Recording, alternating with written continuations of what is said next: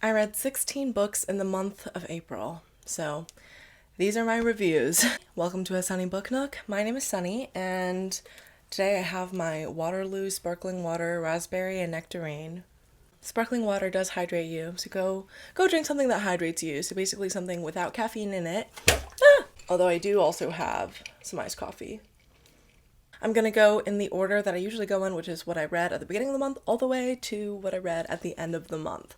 So, the first book that I read in the month of April was Kills Well with Others by Deanna Raybourn. I rated this book 4 stars. I liked it a lot. Also, let me know in the comments whether you prefer getting my summary and review of the book before my star rating or my initial star rating and like whether I liked it or not before getting the summary of it or my summary of it, because I tend to personally like to know the rating or whether someone liked a book or not and how much they liked it before getting to know what the book is about, I guess.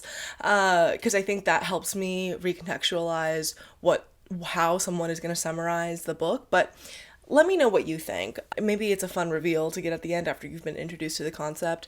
Yeah, I'm just curious. Back to Kills Well with Others. This is the second book in a series, I believe. Because the first book in the series is Killers of a Certain Age. And I read Killers of a Certain Age like a year or two ago. Probably last year, actually, when it came out. And it was so fun. It was about these older women, or like middle-aged-ish women assassins who were kind of in remission or, had retired from that life, and then all of a sudden were being brought back on this like reunion situation and something fishy's going on. Kills Well with Others, whereas, is kind of about, we get more of a glimpse of what was going on when they were in their youths, like when they're in the 90s and stuff, our main character, her relationship. And then we see what happens when this group of women end up getting sent on yet another adventure. And I feel like getting more into any specific details would kind of spoil what's going on. I mean, there is like a cabin in the woods situation here. There are the fraught and silly relationships between these women and the way that they have beef with each other but also depend on each other and have a real like sisterhood to them. Basically, the organization that they all worked for, that's where they were trained as assassins together and were sent on missions for, that institution, like a particular member of the institution is helping them, but kind of away from that institution. They're not getting that funding that the museum, is what it's called, would typically give them. And so there's something weird going on. I really liked the mystery of this book. And I think that the art heist aspect of it all is really great, because I feel like art heists are, and the art world and shady business in it, especially in the aftermath of World War II and Nazi looting, like for Western European art, is a really interesting concept that I've read a few books on at this point, fictional narratives surrounding this. And I think it's just a really cool idea, or like, not cool idea, but cool thing to expound on in fiction, because it's obviously something that did happen in real life and we still see the ramifications of it today in the art world. So really interesting. I like this a lot, had a good time with it. It wasn't so memorable that it would be like a 5-star book, but really enjoyable, really fun. 4 stars. I was locked in. Like, I did not want to remove my attention from what was going on at any point during this book, which I think speaks to how good it is as like a mystery, because sometimes there are moments in like mystery thrillers where you're like, where is this even going? Like, this feels kind of slow, this is weirdly paced. This book doesn't really do that, so I appreciate this one. The next book that I read, also I'm looking down on my iPad as usual, next book that I read in April was Abolish the Family by Sophie Lewis, a a manifesto for care and liberation. I'm actually interviewing Sophie Lewis and I'm really excited about that. I'm going to be posting that full interview video. It's going to be a Zoom recording here on the YouTube channel, so please tune into that whenever it comes out. because I also do have other author interviews up on my Substack. I interviewed Tony Tulathamut, who wrote Rejection. I interviewed We Could Be Rats author Emily Austin, who also wrote Everyone in This Room Will Someday Be Dead, which I love. I love all her books, so that's on my Substack. But for the Sophie Lewis video interview, I wanted to put it on here just because this is like my biggest platform, and I think that her ideas are so interesting. What she writes about is stuff that I think everyone who has any vested interest in feminist struggle, class struggle, fighting against forces of patriarchy and capitalism and racism and transphobia and homophobia really should tap into, because family abolition as a concept that she delineates within this book, utilizing sources like Alexandra Kollontai, who I love, Donna Haraway, whom she draws a lot of feminist philosophy from, and also French utopian free love thinkers in the 1800s, I believe. And so she brings all this together to deconstruct not just the nuclear family as a patriarchal institution, but also the family as a site of privatized care. And by privatized care, she sort of articulates it as, and we can understand it as, the way that emotional care, allowing us to meet our own needs, whether they be material or, metaphysical, like our own emotional needs, becomes reduced to these familial bonds and ties, either by blood or by kin relationships, that are quite limiting, and how those limitations manifest in a deeply divided class, race, and gendered society means that people don't get access to care the way that someone who has more more kin relationships can, and a specific type of kin relationship. The family relationship as one that is proprietarial in nature. Is that a word? Like proprietal? Or, regarding the transference and inheritance of property. And also like looking beyond the family, or even extending the family as a way of organizing society, and what it means for people to engage in romantic and sexual relationships outside of the confines of what the hegemonic capitalist patriarchy has imposed onto us, and also the history of family abolition as a feminist demand from the 70s within the Wages for Housework movement, and its dissolution, its emergence in different spaces and time, and trying to revive it, and its necessity of revivalism here, and how, this idea seems like so crazy and like, oh, the left wants to take away grandma or whatever. And she directly addresses this while also going into this really condensed exploration of history. And it was really, really good. I rated it 4 stars because I think, it's a manifesto. Like, it's not supposed to be, it's a holistic text unto itself. But as a manifesto, it's really good. Actually, my friend Daphne, whom helps run Lesbian Feminist Book Club with me, when I visited her in Chicago, she just like gave this to me and was like, you can read it, girl. I think some of my favorite quotes in here, which were so helpfully underlined by my friend Daphne. I love receiving books that have annotations in them, simply because it allows me to get a glimpse into someone I love's mind, but also in how it helps me when I go back to books, revisiting them, like what is important, because I so rarely do my own annotation. I mean, sometimes I do, but I think it's not that thought-provoking. And I guess, like, when I'm reading it, it is a little bit distracting, where I'm like, oh, wait, okay, this is underlined. Like, I guess I really should focus on this. And it does it might prevent some of my own thoughts forming, but looking back, it is helpful. So some of my favorite quotes here are, Kay Lindsay, in her piece, The Black Woman as Woman, lays out her analysis that, quote, if all white institutions, with the exception of the family, were destroyed, the state could also rise again, but black rather than white. And then later, Pat Parker in 1980, in a speech she delivered at BASTA, Women's Conference on Imperialism and Third World War in Oakland, California. Parker speaks in the name of the Black Women's Revolutionary Council, among other organizations, and her wide-ranging statement, which addresses imperialism, the Klan, and movement building purposively, ends with the family.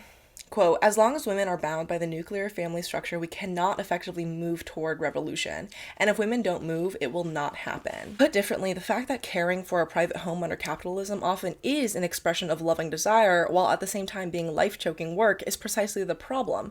That the they of the dictum, bosses, husbands, dads, are not wrong about this, illustrates the insidiousness of the violence care workers encounter and mete out in the family form.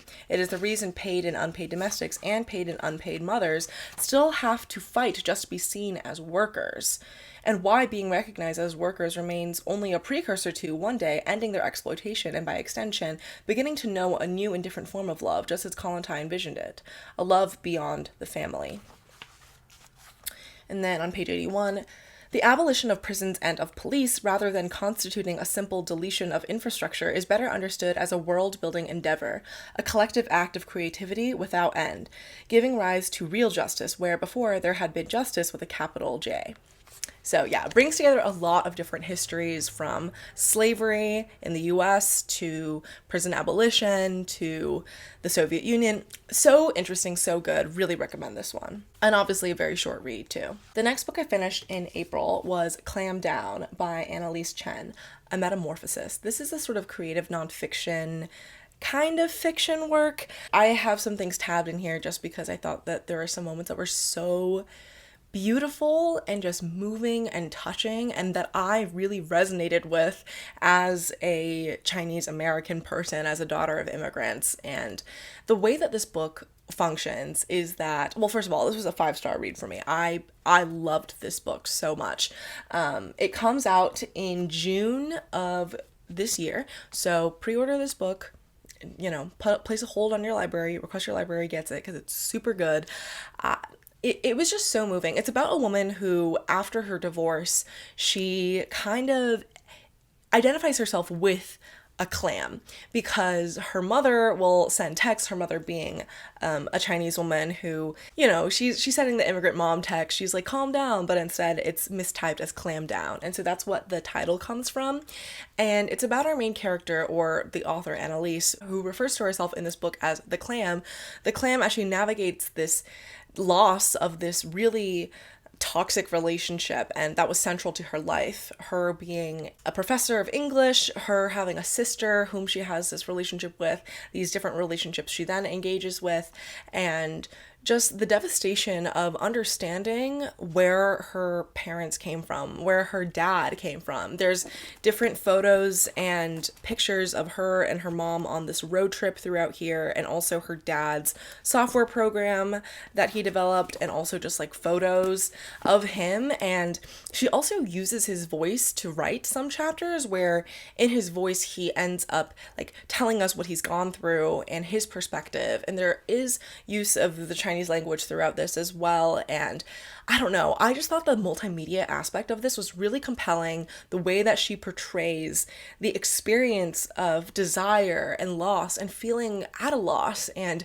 wanting to connect with parents who raised her, and who also shaped her into who she was as this like clam figure who kind of shuts down onto herself, and trying to negotiate that in her adult relationship with her parents, and the ways that her parents' different habits, like, you know, of her dad being kind of not too anxious to leave the house, being pretty housebound. I was just like, this is such an accurate, and of course it is, because it is her own life. It is such a accurate and compelling and moving portrayal of, I think, being like a Chinese daughter, and having like an anxious ass Chinese dad who has many of his own problems and is going through his own shit, but like as a kid, and also as their adult daughter, you don't really understand these things until you try to reconceptualize them. And I found that this book was so beautiful and touching in that way, and at times very funny. There were moments where I laughed out loud, because I was like, that is some shit my dad would literally do. And it just made me want to like hug my dad and, you know, tell my parents that I love them. I mean, I know I just talked about family abolition, but like the way that this book talks about these deeply intimate personal experiences of cross-generational lines within different, you know, within our communities was, I don't know, it was really beautiful. I loved this book. I was so touched by it. It was silly at some points, and I think like there's a real weaving of, and oh, she also has these like interviews with different soft shell clams. She brings in the stories of Chinese migration to the US into this as well. She talks about the history of like the geological formation of rocks and clams and shells and the impact of climate change on them. And she brings all these different concepts together. And it also is clear throughout her own delineation of the timeline of this book and what it follows that it was written from the 2010s up until now, and the experiences of, you know, the 2016 election, the pandemic, all this stuff. Highly recommend this. It was beautiful. I'm so glad I finished this in April, and it was my 5-star read of the month. I think it might have been my only 5-star book. No, that's not true. I had 3 5-star reads in April, I believe. Okay, the next book I read was a book that I read for my Sunny reading vlog, where I read books based off of the letters of my name. So I picked titles that had SUNNY as the starting letter of the book titles. And so for one of my end picks, I read Nuts and Bolts by Roma Agrawal. If you want to watch the vlog where I talk about these books as I'm reading them, please go ahead and do that. It's like 1 hour and 47 minutes long or something ridiculous. So, but my quick summation of Nuts and Bolts is that it's just a history of these building blocks of engineering: the lens, the string, bolt, obviously nuts and bolts, and yeah, just like these different feats of human engineering that are the building blocks of human society now, but that have emerged from different moments in human history. The wheel, like, yeah, it was an interesting sort of look over these unassuming objects in your day-to-day life and how much they have transformed and been integral to human society. So I liked it. I thought that it was informative and fun and light. In being kind of broad and generic, also did feel a little limited, and I also think like this isn't particularly a topic that I had anything more than like a passing interest in per se, because I'm just not a STEM engineering girl, I fear. So I rated this book 3 stars. I thought it was good and I liked it, but not like a standout or anything. Next book that I read was my U pick for the vlog, and that was Uncommon Charm by Emily Bergslein and Kat Weaver. Again, go watch the vlog if you haven't already. This is a really short novella that's a historical fantasy sort of magical story of a girl and her cousin who, or not cousin by blood, but this boy named Simon who ends up moving in with her because our main character's mother is this great mage. You know, she's always weaving magic together and influencing the world around her in these like subtle magical ways. And the two of them, Simon and her mother and our main character, are trying to look at how magic operates, because it's not really well known. There's not much of a structure to it. The system itself of magic is not really articulated and well understood by even the people who, you know, like use it and have access to it. And through that, it creates these kind of hijinks. This is also really a family story and a story about the ways that these different patriarchs in our families and the different affairs that they have can trickle down into these really nefarious effects. The class dynamics of this aristocratic household and this working class like magical boy who's kind of like the bastard son of some like, you know, white Russian exile. It was cute, it was sweet, it was charming, quite charming, and I would recommend it. It's a really short, quick, easy read that has a lot of heart and warmth to it and is quite British. So yeah, this was a 4-star read for me. Oh, it's also very queer, so that gets another check in my book. Next book that I read for the vlog was an S title for, you know, the S in Sunny, and that's Salvaged by Madeleine Roux. 4-star book. This is a sci-fi space thriller. It's also kind of horror-ish, and it is scary as fuck. Like, when I tell you I stayed up reading this, and you can see this in the vlog, but like, oh my god, it was crazy. It reminds me of Alien Romulus, sort of encountering this space station or running into one and then getting onto it and realizing some shit ain't right. Like, there's something going on here and it is not okay. And there's a sort of fungal mind virus infestation thing happening. There is the fact that our main character is a salvager, so someone who goes and cleans up the messes of botched missions, you know, where everyone in the crew dies and she has to go in and like clean up the bodies, basically. And also the institution of these different space organizations that she works for and her ties to them, potentially, you know. I thought that this was a really interesting book, really fast-paced. I liked it a lot, and it was a really good time, even though it was scary as fuck at multiple points. Maybe I'm just like a wimp, you know. So I rated it 4 stars, really enjoyable. If you're into kind of a darker sci-fi space opera kind of vibe, this is your way to go. There is also a romance in here too, between this sort of captainish figure and our main character. Yeah, so really good. Like this a lot. 4 stars. Next book that I read was Nowhere Girl by Magali Huche. This is a French graphic memoir that was translated into English, and it's about the experiences of Magali when she was a young girl. It's sort of just about the awkward coming of age of a girl who goes to middle school and has an older sister that she thinks is so much cooler and better and smarter than her, and her feeling inadequate and feeling deeply unsure of herself and very insecure. And it's about that middle school insecurity and the tumultuous emotional life of that, and how anxiety, you know, wreaks havoc on her being able to like live sort of the normal life. She ends up having to do school from home, and part of her like emotional development is her obsession with the Beatles. So she ends up becoming really attached and like hyper focused on the Beatles as a band that she just loves and adores. And mind you, this is like the 90s, early 2000s, I think. And so, you know, the girls around her are like, what the fuck are you talking about, you know? And I think like this is a real, not the fucking plane, girl. This is a book about a kid who definitely suffers from like OCD, maybe some sort of neurodivergence. Okay, the fucking turbo plane is past, I hope. But yeah, this is really sweet, 3.5 stars. The art in it is really cute. There's a kind of pastel chic color palette. I would recommend it if you're into sort of emotionally and sweetly endearing coming of age sort of graphic memoir. This would be your tea for sure. The next book I finished in April was Last Chance to Save the World by Beth Revis.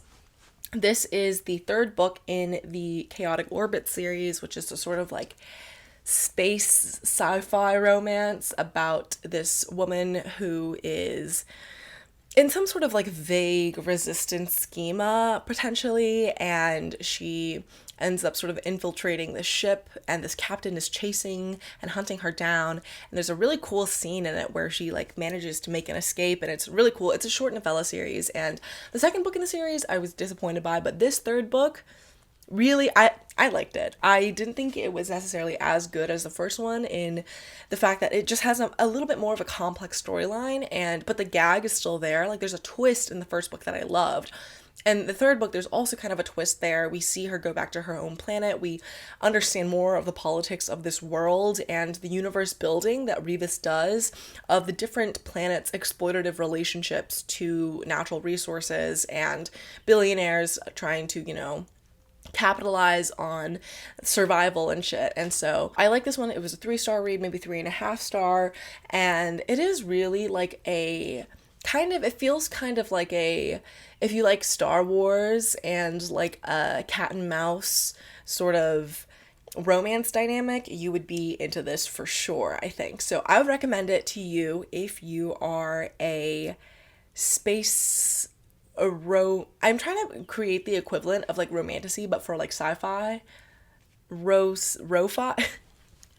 Girl, it's not gonna happen. Stop trying to make fetch happen. It's good. I liked it. I'm gonna keep reading the series. I want to see what hijinks our main character gets up to. And even though she has that kind of annoying, quirky girl, kind of horny but off-puttish vibe, you know, it's endearing at times, and at other times you're just like, okay, girl, like, you're kind of pissing me the fuck off, and you are annoying, but most of the time it's fine. The next book I finished was You Are the Snake by Juliet Escoria, and this is a short story collection. I have the arc here, and this is a it's just like a weird girl short story collection, right? Like, it's about these different girls and women who are quite disturbed, mentally and emotionally, and about the ways that they navigate their relationships to other women, to dudes in their life, to boys and their families. And I think a lot of these stories feel kind of abrupt and unsatisfying emotionally.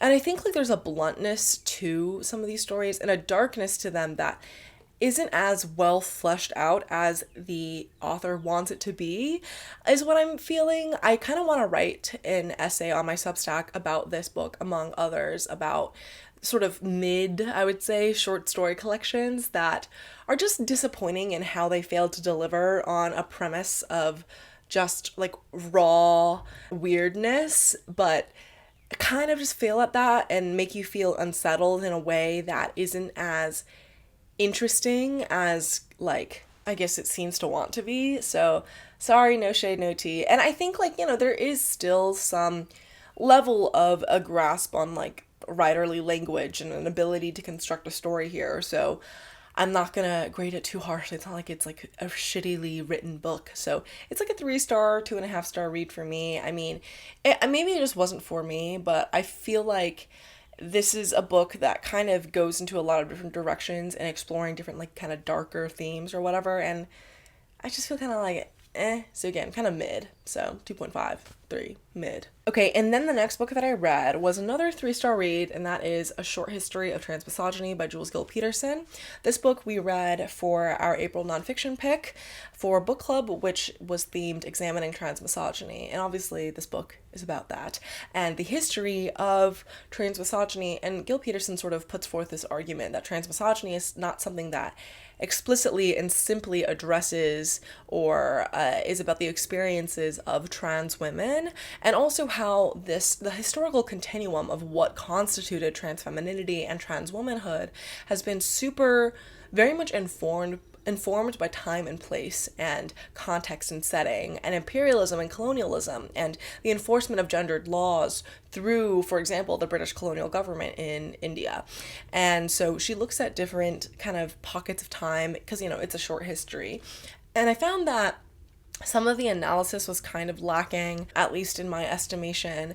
My discussions with the club were really interesting though, and the different angles at which we kind of picked it apart or, appreciated it were really helpful for me, and I think for a lot of people in the club. So if you wanted to join or if you want to watch our discussion videos, because we have 2 meetings per book just to accommodate more people's time zones and life schedules, just, DM the Instagram or shoot me an email at asunnybooknook@gmail.com to get on the list. And on every email I send out, I always include the link to the unlisted playlist with the recordings of our meetings. And yeah, so Short History of Transmisogyny was unfortunately a tiny bit of a flop for me. It was still interesting in the way that it kind of recapped and presented some arguments regarding the state and historical existence of trans femininity, and really trying to place it in different times. She does this case study of a Black trans woman sex worker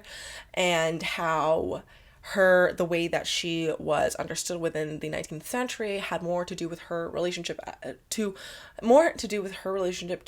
a freed woman status and being a sex worker than being trans. It was interesting. I feel like it just wasn't as beefy as I wanted it to be, and of course it is part of the whole fact that it's like a short history and not a long history, you know what I mean? So yeah, 3-star read. I would still recommend it for someone who perhaps like has an understanding of what transmisogyny is and means, because she seems to really be fighting against this idea that like the left liberal LGBT movement kind of presents this question of like, so many trans women are killed and murdered every year.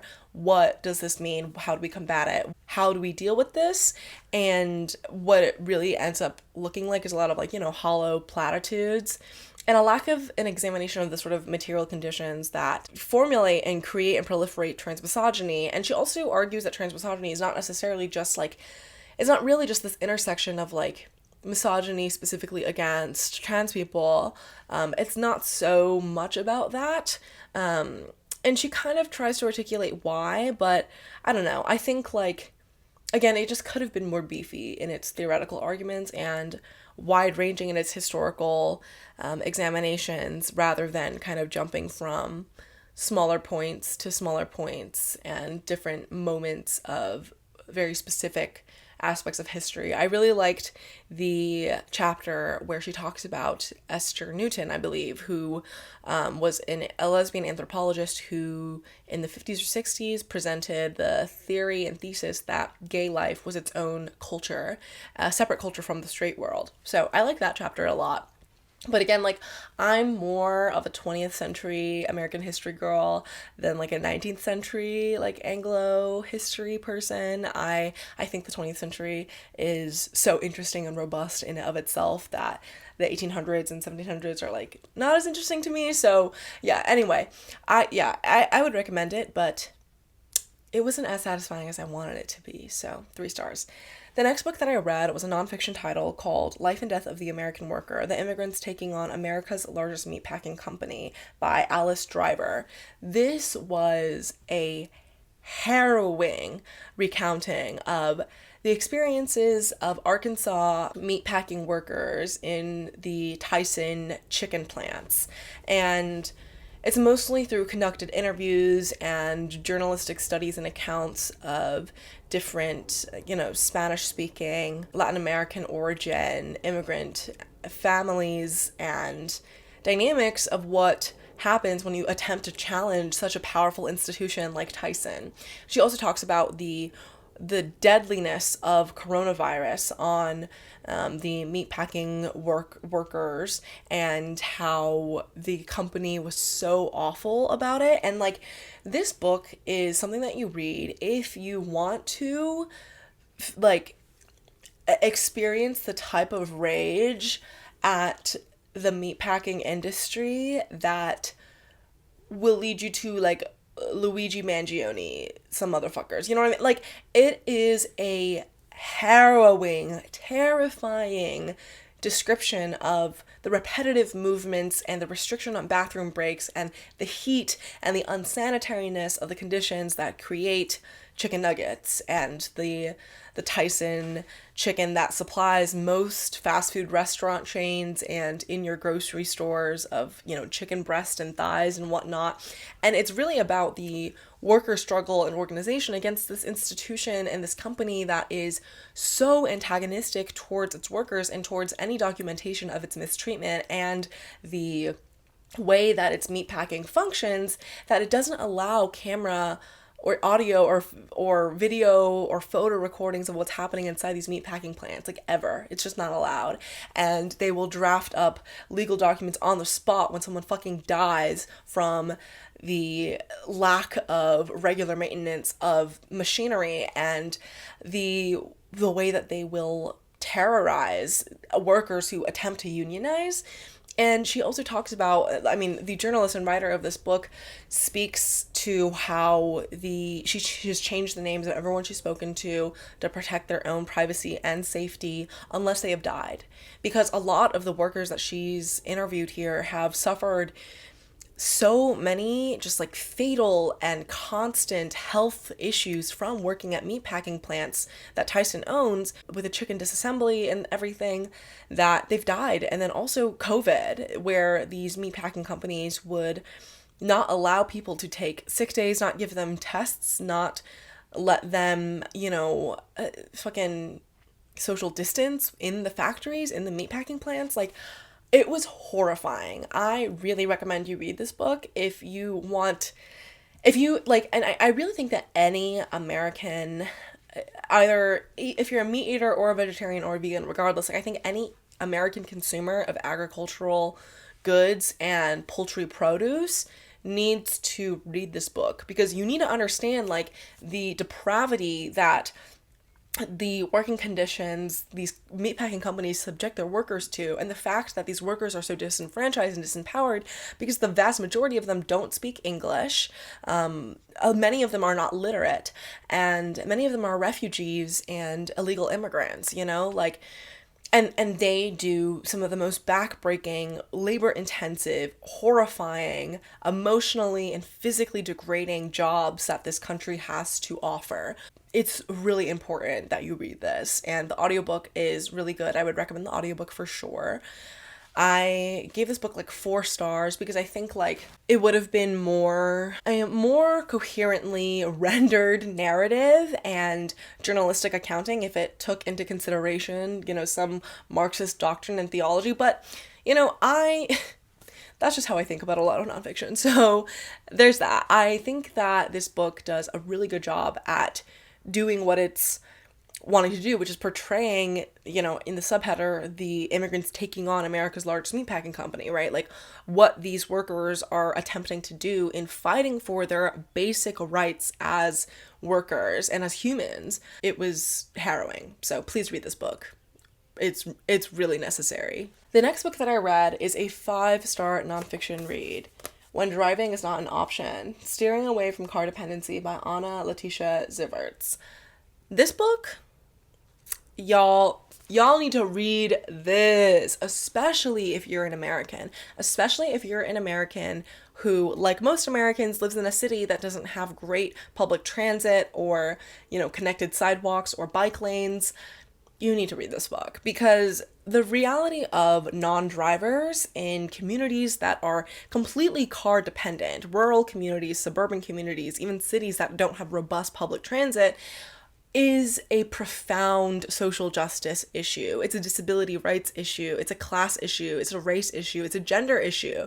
It's an issue that has to do with economic injustice and the urban design of cities and landscapes and just city planning. Like, I think this book really gets at some of the most important, like, life-sustaining, life-altering aspects of American life, which is driving and what happens when you can't drive, whether because you have a disability, as Anna does. She was born with an eye condition that makes her legally blind, so she's not allowed legally or like functionally able to operate a motor vehicle that can go over like 15 miles an hour, because it's dangerous to herself and to others. And there are a lot of people who are in a similar position to her, either because they're disabled or elderly or just don't have the money for a car and car maintenance.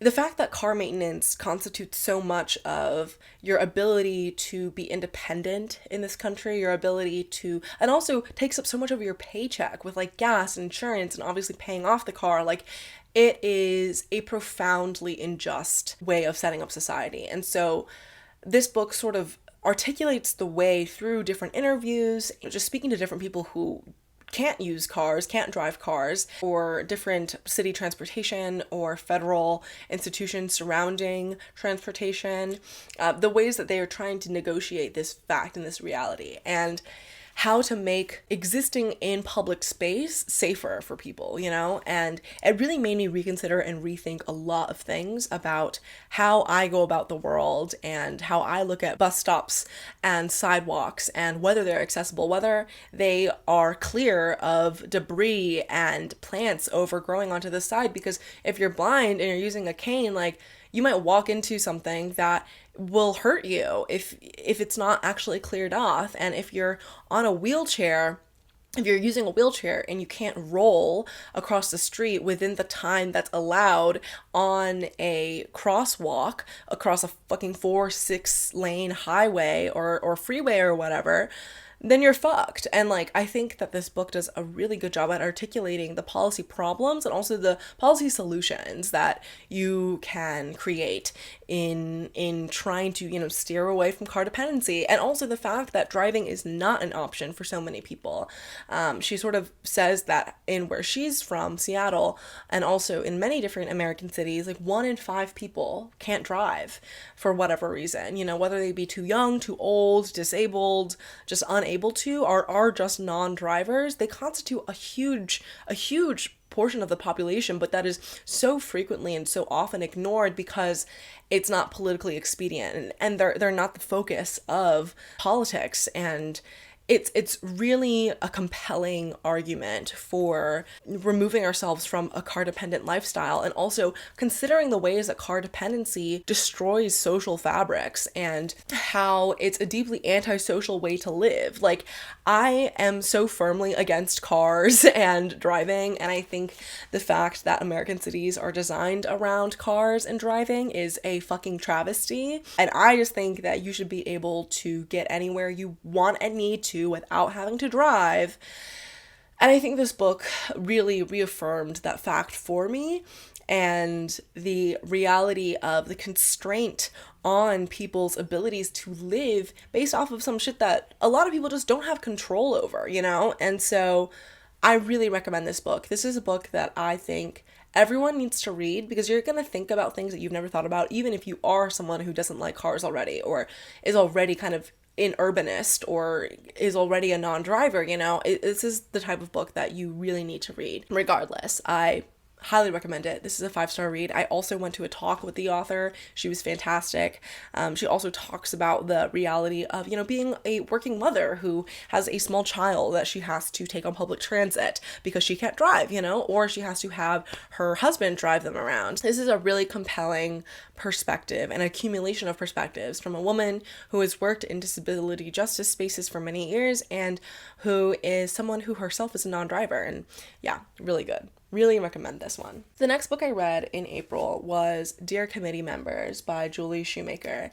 This book was so fucking funny and also touching in a way that I just like never expected. It's basically told in this epistolary style where this professor, Jay Fitker, is an English professor, and he's writing all these letters of recommendations to, you know, committee members, your committee members, for different students he's had, different students he hasn't had, different faculty and colleagues that he has, one of whom being his ex-wife, and then the other woman being another woman that he, in the department at the college that he has, like, had a fling with before. It was really funny and interesting because, you know, as someone who like lived in like a private liberal arts college's English department and was friends with my professors and tried to hang out with them as much as possible, I really saw the voices of them portrayed through these one-sided letters and notes, you know. And I think there are 2 other books in a series following this guy, and he's just a curmudgeon-y, grumpy, you kids get off my lawn type of personality that, you know, is really unpleasant for people to deal with, but at the same time, like, you know, he has this asshole exterior, but at the end of the day, he's like a good guy, you know, and I found it so sweet. It just resonated with me in my soul and in my heart as a daughter of the English department, you know what I mean? Like, I loved this in the way that, because this is such like an early 2000s, early 2010s, like, novel, and he is like, I refuse to use emails.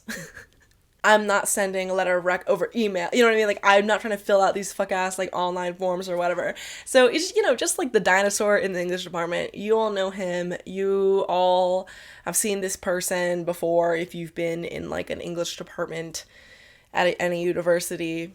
It's a really funny, moving book about this guy just trying to deal with some bullshit and within his personal life, and also the bureaucracy of like academia. So I think anyone who's ever touched or put their foot into or experienced any element of like humanities academia, you should read this because it's funny as fuck and so goddamn real. Like, when I was in college, the English department humanities building was like falling apart. There was like lead contamination in the buildings, and like it was also like being constructed. They're like not constructed. They're trying to work on it. Meanwhile, like a $20 million science center building had just been constructed on our campus, and like the way that he describes that basically exact thing happening to his own department, hilarious and too fucking real. You know what I mean? So, loved this. 5-star read. A great literary fiction novel. I'm excited to get to the rest of the series, and I hope the rest of them don't disappoint. The next book that I read was another sort of urban studies title, and that was Capital City, Gentrification in the Real Estate State by Samuel Stein. This book was, I listened to it on audio, which was okay. I don't know. I wouldn't necessarily recommend it, but it was fine. It was a short book that talks about the reality of like what when we talk about like gentrification, or when we talk about how the real estate market operates, particularly in New York, and the way that it's becoming like a deeply unlivable space due to markets, due to the housing market, and due to real estate companies being like the new, like this is the source of capital that America now operates off of, is like real estate and billionaires investing in housing, you know what I mean? And like how housing itself as a commodity is just so profitable and has configured itself into New York City politics and the mayoral races, and how every single person is deeply tied up with these various, you know, real estate schemas, and also the Trump family and their history with real estate. Anyway, it was a really interesting, and it's also from the perspective of and oriented towards, or in explaining city planners and their profession, you know, trying to serve the interests of capital and also the people, and like trying to negotiate that, like what do people need in their neighborhood spaces, like why are we developing like a $6 million condo in an area with like condemned housing that people pay a bit higher than reasonable rents on, but like now are being completely displaced out of their neighborhoods because of this gentrification of capital buying this housing and demolishing it and building new spaces, but specifically oriented towards an upper class and upper middle class market, you know. A really compelling and interesting like history of the real estate market in the past several like decades, and the reality of how housing, gentrification, urban planning, all these things are so related to each other.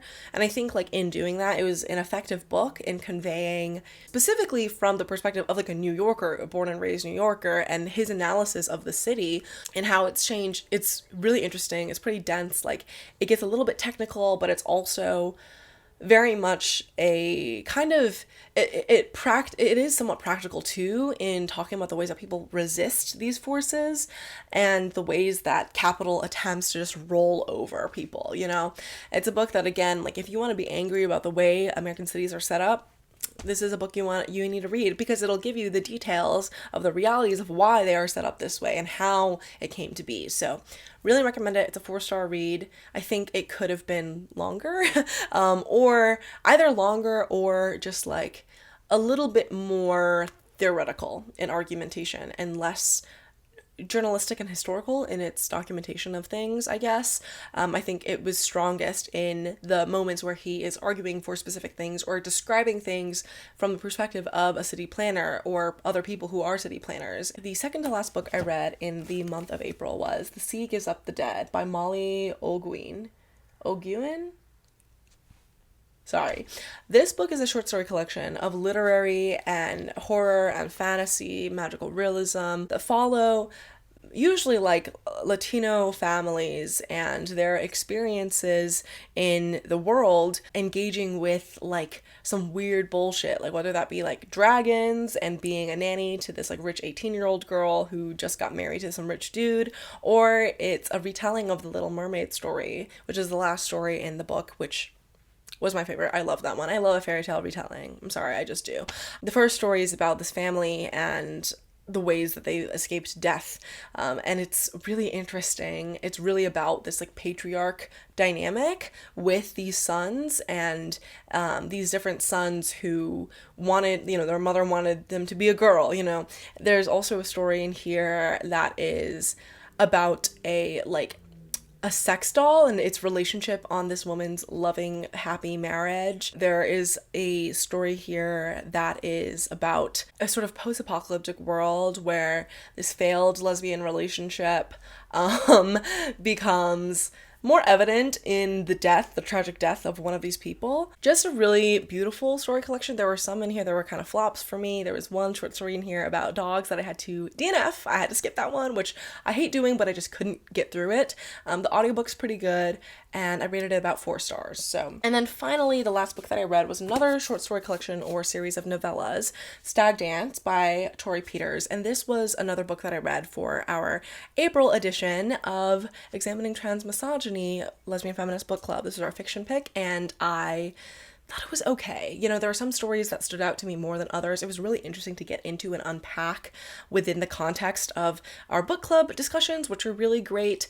This is really a book that examines relationships of transness between trans people, and specifically trans feminized people, trans women, people who are in denial of their own specific manifestations of queerness or desire. It's about masculinity and patriarchy and the ways that different contexts shape those, what that looks like for people. And yeah, I had the discussion pretty recently, so I feel like I'm kind of burnt out from talking about this book. I would really recommend it.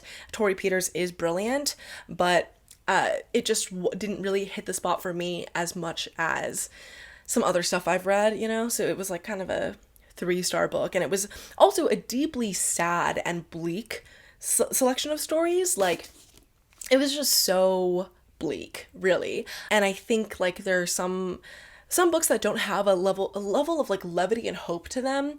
Like, you know, Sea Gives Up the Dead has some hope to it. This book is just like hopeless in a lot of ways, and so that's why this was like a 3-star read for me instead. Even though, again, I love short story collections, but a lot of the short story collections this month were kind of mid to flop, you know, with an exception. So those are the 16 books that I read in the month of April. Please let me know in the comments down below what books you would want to read off this list.